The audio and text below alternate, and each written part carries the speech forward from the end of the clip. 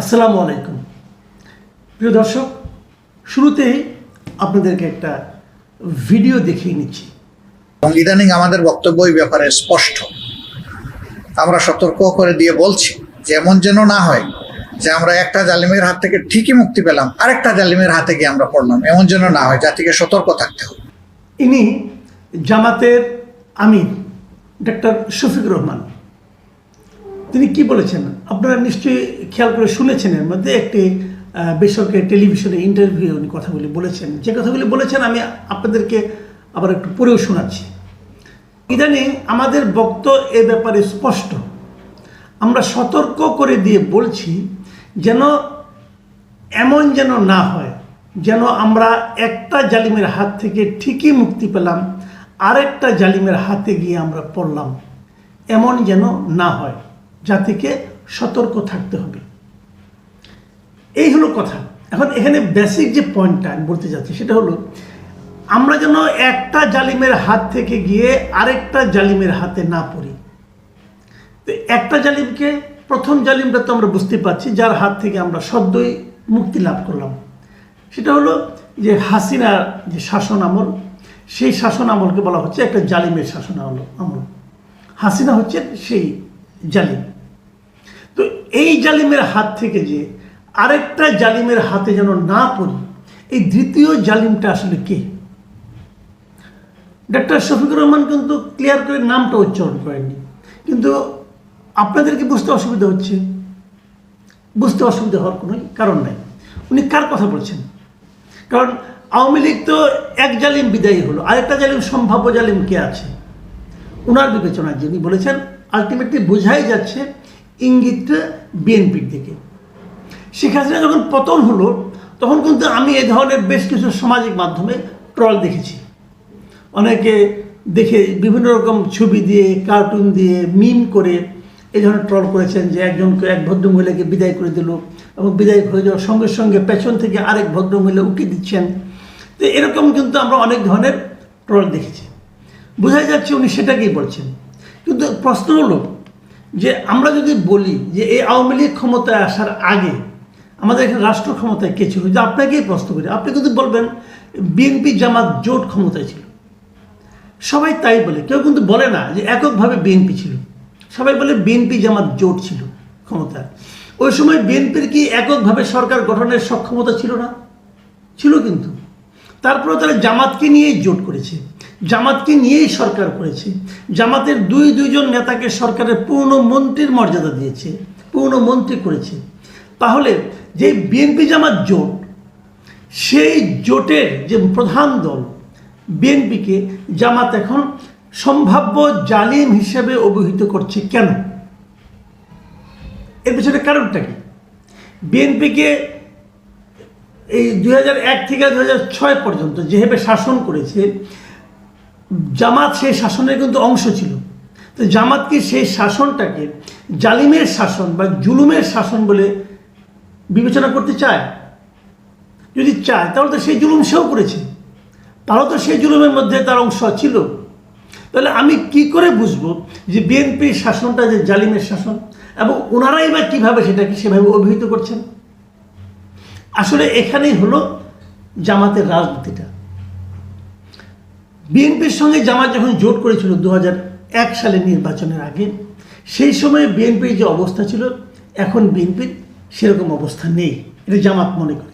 আবার বিপরীত দিকে ওই সময়ে জামাত যতটা দুর্বল ছিল, এই বর্তমান সময়ে জামাত নিজেদেরকে অতটা দুর্বল আর মনে করে না। জামাত হয়তো তাদের সক্ষমতা নিয়ে অন্যরকম একটা চিন্তা করে। জামাত হয়তো ভাবে যদি নির্বাচনটা 2 বছর অথবা 3 বছর পরে হয়, তাহলে তারা হয়তো এককভাবে কিছু একটা করার সক্ষমতা অর্জন করবে। এটা হয়তো জামাত ভাবে বলেই সে কিন্তু বিএনপিকেও একভাবে জনগণের সামনে উপস্থাপিত করছে।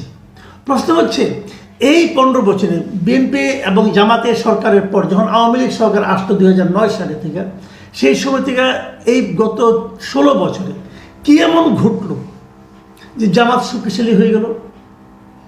কি এমন ঘটলো যাতে নাকি জামাত নিজেদের এতটা শক্তিশালী মনে করতে থাকলো যে তারা এককভাবে ক্ষমতায় যাওয়ার সক্ষমতা রাখে? অথচ বিপরীত দিকে ভাবলে আপনি দেখবেন এই সময়ে জামাতের উপর সবচেয়ে বেশি স্টিম রোলার চলেছে। জামাতের চিহ্নিত যারা কেন্দ্রীয় নেতা, যদি বলি গোলাম আজম, মৌলানা দেলোয়ার হোসেন সাইদি, মতিউর রহমান নিজামী, আলী হাসান মুজাহিদ, কামারুজ্জামান, আব্দুল কাদের মোল্লা, এরা সবাই তো জামাতের সব এক একটা হাই ভোল্টেজ লিডার ছিলেন। এদের সবাইকে জামাত হারিয়েছে। এবং ওই সময় যদি কেউ বলতো যে ডক্টর শফিকুর রহমান কত বড় নেতা, অনেকে শফিকুর রহমান সাহেবকে চিনতেনও না। তারপরে সেই শফিকুর রহমান এখন এই কথা বলার সাহসটা অর্জন করেন কিভাবে? তো জামাত কি তাহলে এতটাই শক্তিশালী হয়েছে? এই 15 বছরে, বিশেষ করে শেষের 10 বছরে আওয়ামী লীগ তো এমন স্টিম রোলার চালিয়েছে জামাতের উপর। জামাত তো তার কেন্দ্রীয় কমিটির অফিস বাদ দেন আপনি, কোনো আঞ্চলিক জেলা পর্যায়ের অফিসে তারা খোলার সাহস পেত না। জামাতের অফিস ছিল না। দিনের পর দিন জামাতের উপর নানা রকম নির্যাতন করা হতো। কোথাও বসে একটা বৈঠক করতে পারতো না।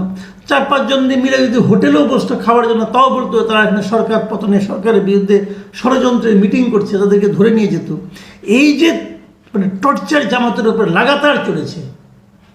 এবং কেবল তাই না, সবশেষ যাওয়ার আগে কয়েক 1 সপ্তাহ না, মাত্র 4-5 দিন আগে তারা জামাতকে নিষিদ্ধ পর্যন্ত করেছে। তাহলে জামাত এত শক্তিটা পেল কোথায়? এই জায়গাতেই হলো প্রকৃত রাজনীতি। জামাতকে আওয়ামী লীগ মনে করেছিল নিঃশেষ করে দেবে। এভাবে গায়ের জোরে পৃথিবীতে কোনো রাজনৈতিক দলকে নিঃশেষ করা যায়নি। এবং যায়নি মানে কি, এই যে নিঃশেষ করার যে একটা প্রক্রিয়া আওয়ামী লীগ চালিয়েছে, আওয়ামী লীগ সরকার চালিয়েছে, এতে আমি মনে করি জামাতের ইমানি জোর আরও দৃঢ় হয়েছে, জামাত আরও শক্তিশালী হয়েছে। জামাত ভেতরে ভেতরে নিজেদের সংগঠিত করতে পেরেছে এবং তাদের পার্টির বিস্তার ঘটাতে পেরেছে। আর বিএনপির সঙ্গে তাদের দূরত্বটা মূলত তৈরি হয়েছে এই সময়ে, এই 15 বছরে লাগাতার আওয়ামী লীগের পক্ষ থেকে বিএনপিকে একটা ব্লেমই দেওয়া হতো যে তারা জামাতকে সঙ্গে নিয়ে রাজনীতি করছে। ভাবখানা এমন যে জামাতকে সঙ্গে নিয়ে রাজনীতি করলে বুধের শরীর নাপাক হয়ে যাবে। এইভাবে তারা বলতে একসময় বিএনপি বোধহয় বিশ্বাস করেছে যে জামাতের সঙ্গে রাজনীতি করলে বোধহয় তাদের অবস্থা খারাপ হয়ে যাবে, জনগণ তাদের প্রত্যাখ্যান করবে। এই ধরনের একটা ধারণা বিএনপির মধ্যেও কিন্তু ছিল বলে আমার ধারণা। এবং ছিল বলে তারা কিন্তু জামাত যখন চূড়ান্ত বিপদে পড়েছে, তখন বিএনপির পক্ষ থেকে কিন্তু জামাতের পক্ষে কেউ দাঁড়ায়নি। জামাতের এই কেন্দ্রীয় নেতাদের যখন একজন করে ফাঁসি দেওয়া হয়েছে, বিএনপির কোনো পর্যায়ের কোনো নেতা কিন্তু এগুলো নিয়ে কোনো ধরনের মন্তব্য করেনি। জামাত এমন কোনো মন্তব্য করেনি যা নাকি জামাতের কাছে সহানুভূতির মানে পরশ বলে মনে হয়। সেই সময় থেকে আসলে কিন্তু দূরত্বটা তৈরি হয়েছে। আওয়ামী লীগ যত বিএনপিকে ব্লেম দিয়েছে, তত বিএনপি বুক ফুলিয়ে মেরুদণ্ড সোজা করে বলতে পারেনি যে জামাত আমাদের মিত্র। এটা বলার তাদের সেই সৎসাহস ছিল না। এই দূরত্বটা কিন্তু এই আওয়ামী লীগ সরকারের পতনের আগেও প্রকাশিত হয়েছে।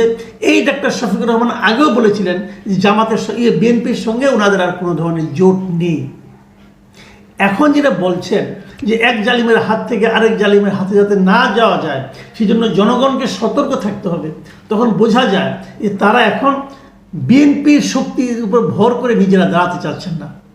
আগামী দিনের রাজনীতি তারা একা একাই করতে চান। এবং এই যে তাদের উপলব্ধিটা, এই যে তাদের এই উপলব্ধির প্রকাশটা, এটা কিন্তু এমনি এমনি হয়নি। তাদেরও নিজস্ব একটা অবজারভেশন আছে। প্রিয় দর্শক, আমার মনে হয় সামনে রাজনীতিতে এই বিষয়গুলো কিন্তু বড় একটা ধারণা আপনাদেরকে দেবে যে দেশ আসলে কোন দিকে যাচ্ছে, কার দিকে যাচ্ছে, দেশের কোন কোন রাজনৈতিক দলগুলো আগামীতে শক্তিশালী হয়ে সামনে উপস্থিত হচ্ছে। আর জামাতের জন্য এটা খুব সহজ একটা বক্তব্য, কারণ তারা মানুষকে দেখাতে চায়, বলতে চায় যে 15 বছর আপনারা দেখেছেন টানা আওয়ামী লীগকে, তার আগের 5 বছর দেখেছেন বিএনপিকে, তার আগের 5 বছর দেখেছেন আবার আওয়ামী লীগকে, তার আগের 5 বছর দেখেছেন আবার বিএনপিকে।